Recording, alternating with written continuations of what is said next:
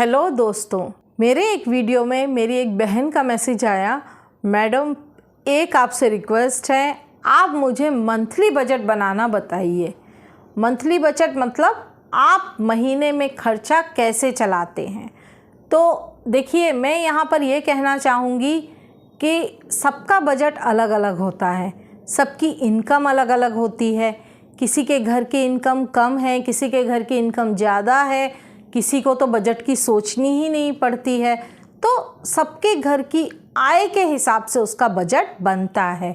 लेकिन आपने मुझसे कहा है तो मैं ज़रूर आपको एक बजट का तरीका बताऊंगी, क्योंकि इनकम आपकी कितनी है वो मैं नहीं समझ सकती, आपके खर्चे किस हिसाब से हैं वो मैं नहीं समझ सकती, वो आप समझ सकते हैं। लेकिन इसकी जो प्लानिंग होती है, बजट बनाने का जो तरीका होता है, वो मैं आपको बताऊंगी कि किस हिसाब से मैं अपने घर का बजट बनाती हूँ। और बजट एक बार आपको बनाना आ गया तो उसको आप ट्रैक करिए 3 महीने। 3 महीने जो आप बजट को ट्रैक करेंगे तो 4th और 5th महीने वो ऑटोमेटिक सेट हो जाएगा।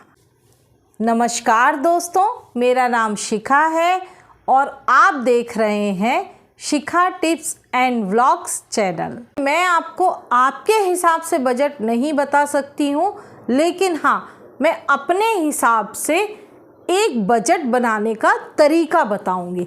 तो इसके लिए मुझे पेन पेपर पर जाना पड़ेगा। तो चलिए हम चलते हैं अपने स्क्रीन पर। आज का हमारा क्वेश्चन है कि मंथली बजट कैसे बनाएं। तो सबसे पहले इसके लिए हमें एक डायरी चाहिए या एक ऐसी बुक चाहिए जिसमें हम हर महीने अपना बजट लिख सकें। इसमें आप सबसे पहले अपना मंथ का नाम लिख लीजिए। जो भी महीने का आप बजट लिख रहे हैं उसका नाम लिखिए। उसके बाद उसमें आप अपनी कुल इनकम लिखिए। आपके घर की टोटल इनकम कितनी है, आपके हस्बैंड की इनकम, यदि आप कमाती हैं तो आप अपनी भी इनकम ऐड करिए। अगर आपका कहीं घर है और आपने उसको रेंट पर दे रखा है तो आप उसका भी पैसा इसमें ऐड कर लीजिए। तो सबसे पहले हमको अपनी टोटल इनकम लिखनी है कि हमारे पास टोटल पैसा कितना है। सेविंग बाद में देखेंगे, पहले हमें अपने खर्चे निकालने हैं। तो खर्चों में सबसे पहले हम देखेंगे कि सबसे ज़्यादा अमाउंट किसका है। अगर आपने घर ख़रीदा है, उसकी EMI देते हैं, तो सबसे पहले घर की EMI लिखेंगे, क्योंकि घर की EMI सबसे ज़्यादा होती है। तो हमको पूरे घर खर्च में से सबसे पहले घर की EMI निकालना है। उसके बाद यदि आपने कार ली है, कार का भी आप पर लोन है, तो उस लोन को भी आप इसमें ऐड कर लेंगे। और यदि कोई सामान आपने लिया है EMI से, फ़ोन हो सकता है या घर का कोई आइटम, फ्रिज है या फिर आपने AC लिया है, मतलब कुछ सामान की EMI आपकी चल रही है, आप उसको भी इसमें ऐड करेंगे।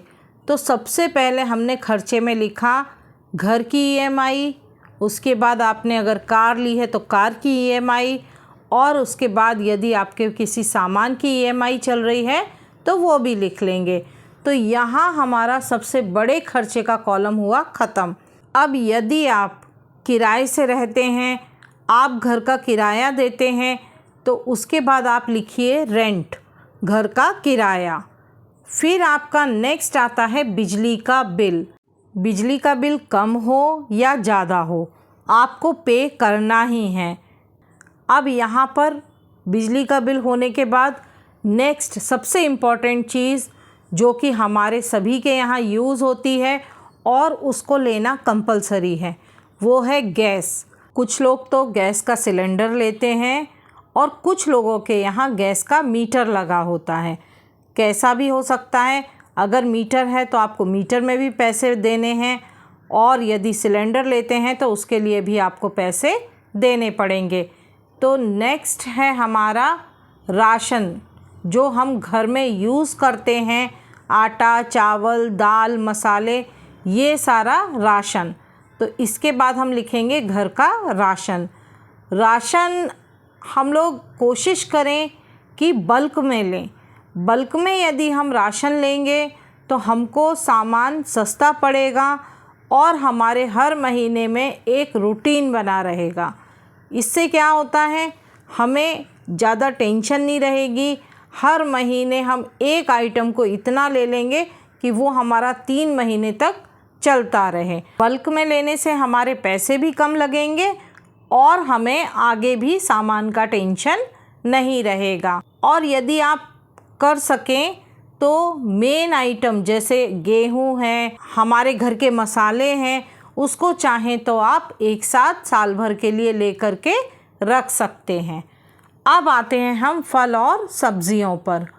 फल और सब्जियां हमें हर वीक लगती हैं। आप इसको पूरे वीक के लिए एक बार में ले सकते हैं। कई जगह मार्केट लगता है, आप सब्ज़ी मार्केट में जा कर के ले लीजिए, वहाँ से फल और सब्जियां काफ़ी सस्ते पड़ जाते हैं। आजकल ट्रेंड चला है कि ऑनलाइन ये लोग सब्जियां मंगवा लेते हैं। ऑनलाइन में आप कितना भी देखो महंगी ही पड़ती हैं। हाँ, राशन का सामान ऑनलाइन में सस्ता हो सकता है, परंतु सब्जियां ऑनलाइन में महंगी पड़ती हैं। तो आप देख लीजिए कि आपको किस तरह से मैनेज करना है। फल और सब्जियां कोशिश करें कि आप एक हफ़्ता नहीं तो 4 से 5 दिन की एक साथ ले लें। अब आते हैं हम नेक्स्ट दूध पर। आप लोगों के यहाँ दूध का जितना भी बिल आता हो, आप उस हिसाब से एक फ़िक्स अमाउंट पहले ही निकाल लीजिए, क्योंकि दूध चाहे बच्चों का हो घर या बड़ों का हो, सभी के घर में लगता है। और दूध का जो भाव है उसके हिसाब से हमको आइडिया लग जाता है कि हमको महीने में कितना दूध लगेगा। तो उसी हिसाब से आप एक फ़िक्स अमाउंट जैसे ही महीना शुरू होता है अलग रख दीजिए। अब यदि आप दूध डेली लेकर आते हैं, डेली उसका पेमेंट करते हैं, तो उसी अमाउंट में से आप पे कीजिए। और यदि एक बार में दूध का पेमेंट देते हैं तो उसमें से दे दीजिए। अब हमारा अगला खर्चा है पेट्रोल का। हम लोग अगर काम करते हैं तो हमको बाहर जाना पड़ता है, कभी सामान लेने भी जाना पड़ता है, किसी न किसी काम से हमको बाहर जाना ही पड़ता है।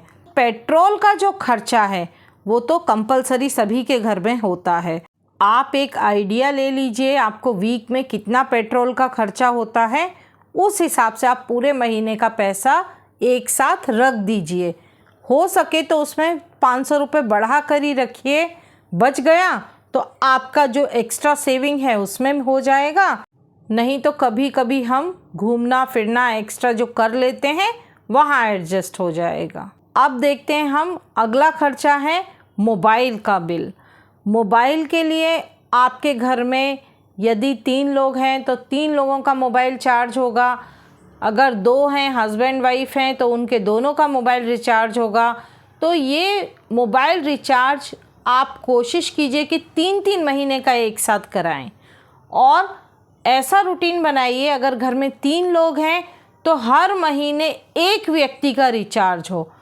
मतलब आज जनवरी में आप अपना रिचार्ज करवाते हैं तो नेक्स्ट महीने आप अपने हस्बैंड का देख लीजिए, उसके अगले महीने अपने बच्चे का देख लीजिए। तो क्या होगा, एक साथ तीनों का रिचार्ज करवाने का खर्चा नहीं पड़ेगा। उसमें आपका रूटीन बन जाएगा कि ठीक है, मैंने करवाया तो मेरा 3 महीने के लिए फ्री हो गया फ़ोन, अब मुझे 3 महीने तक रिचार्ज नहीं करवाना है। नेक्स्ट मंथ हस्बैंड का आ जाएगा, हस्बैंड का फिर 3 मंथ्स फ्री हो जाएगा। फिर आप अपने बेटे का ले लीजिए, बेटे या बेटी जिसका भी फ़ोन है उसका करवाएंगे। इससे आपके मोबाइल का रिचार्ज जो करवाना है वो एक सीक्वेंस में होता रहेगा। एक साथ आप पर मोबाइल रिचार्ज के पैसों का लोड नहीं पड़ेगा। अब अगला है वाईफाई का बिल। आजकल देखा जाए तो हर घर में वाईफाई रहता है, बच्चों की पढ़ाई रहती है, आजकल सारा काम नेट से होता है, तो आपको वाईफाई का बिल भी रखना पड़ेगा। अब इसी में आप ऐड कर लीजिए टीवी रिचार्ज। कई बार एक साथ रहता है टीवी रिचार्ज वाईफाई का बिल, तो आप उसको सेपरेट रख लीजिए, जितना होगा उसमें ऐड करके लिख लीजिए। नेक्स्ट आता है मेड। यदि आपके यहाँ मेड काम करती है तो आप उसका भी पैसा अलग रख लीजिए, क्योंकि मेड यदि कर रही है तो आपको पैसा देना पड़ेगा, नहीं कर रही है तो कुछ तो पैसा आप मेड के नाम का साइड में रख लीजिए, जो कि आप बाद में किसी और एक्स्ट्रा काम के लिए यूज़ कर पाएंगे। नेक्स्ट है पर्सनल ग्रूमिंग। हमें खुद के लिए भी कभी कभी पैसों की ज़रूरत पड़ जाती है। यदि आप पार्लर जाते हैं तो उसमें भी कुछ पैसे लगते हैं। हमारे कुछ पर्सनल खर्चे हैं, उसके लिए भी हमें पैसे अलग रखने पड़ेंगे। वो आप अपने हिसाब से देखिए, कम रखना चाहते हैं तो कम रखिए, और आपको लगता है कि आपका पर्सनल खर्चा ज़्यादा है तो आप उसी हिसाब से थोड़ा सा ज़्यादा रख लीजिए। अब आते हैं हम स्कूल फ़ीस पर। स्कूल की फ़ीस जो होती है बच्चों की, वो हमें या तो 3 महीने में जमा करनी पड़ती है या फिर 6 महीने में, और कई स्कूलों में तो आप 1 साल की भी जमा कर सकते हैं।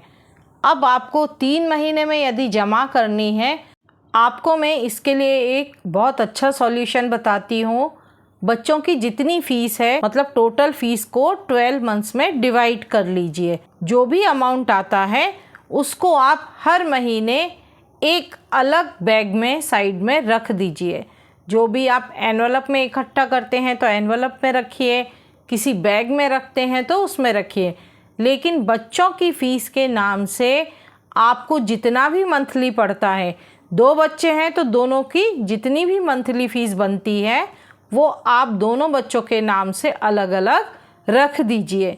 अब क्या होगा, जब आपको 3 महीने में बोला जाएगा फ़ीस जमा करने के लिए, तो आपके पास एकदम से 3 महीने की फ़ीस का लोड नहीं आएगा, क्योंकि आपके पास ऑलरेडी 2 महीने की फ़ीस जमा होगी। बस आपको जिस महीने जमा करना है उस महीने की फ़ीस ऐड करना है और मिला करके दे देना है। और इसी तरह से यदि आप 6 महीने में जमा करते हैं तो 6 महीने की फ़ीस आपको एक साथ नहीं जमा करनी है। आप क्या करेंगे, हर महीने इकट्ठा करेंगे तो 5 महीने की फ़ीस ऑलरेडी आपके पास होगी। बस उसी महीने की फ़ीस ऐड करके आप 6 महीने की फ़ीस आसानी से जमा कर पाएंगे। ये एक बहुत इजी तरीका है बच्चों की फ़ीस इकट्ठे करने का, क्योंकि कई बार क्या होता है, फ़ीस अमाउंट इतना ज़्यादा होता है, अगर हम उसको एक साथ जमा कर देते हैं तो हमारा पूरा बजट बिगड़ जाता है।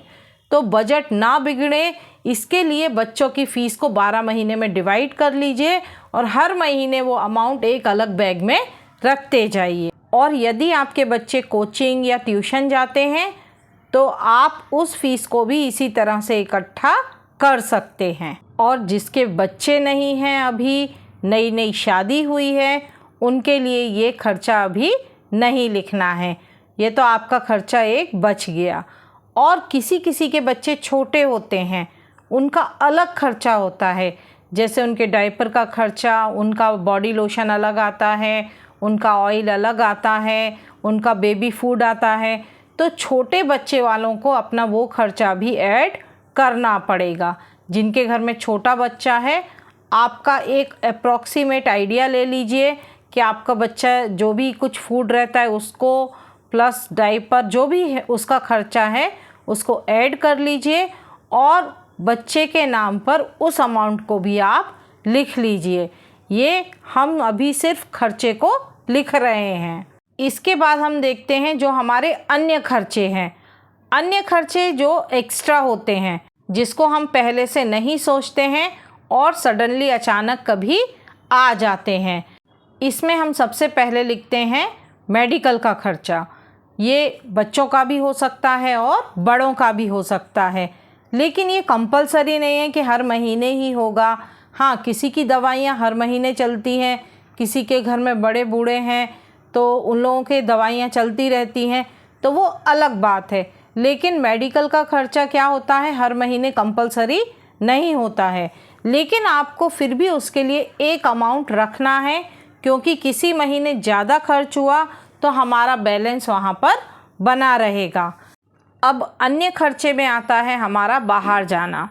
बाहर कभी कभी सैटरडे को हम चले जाते हैं, वीकेंड रहता है, बाहर घूमना है, बाहर जाकर के खाना खाना है, तो वहाँ पर भी खर्च होगा, तो उसको भी हम इन्हीं अन्य खर्चों में ऐड कर लेते हैं।